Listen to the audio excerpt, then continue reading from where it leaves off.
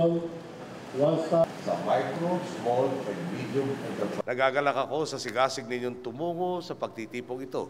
Binabati ko po ang buo ng Pure Gold kasama na ang inyong mga katuwang at kasapi sa matagumpay na pagbubukas ng tindahan ni Aling Poring Sari-Sari Store Convention ngayong taon. Sa ikapitong pagkakataon, muling magsisilbing entablado ang programang ito upang kilalanin ang mahalagang papel ng mga negosyante ng micro, small, and medium enterprises sa kaunlaran ng ating ekonomiya. Hindi po matatawaran ang kontribusyon ng industriya ng retail sa pambansang ekonomiya. Sa katunayan, 13% o 1.3 trillion pesos po mula sa suma total nating gross domestic product na 9.7 trillion pesos nitong 2011 ay nagmula sa retail.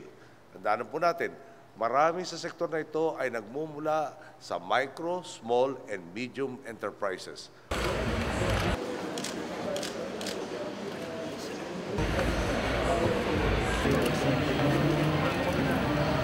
Nakausapin po natin ang mga kaibigan.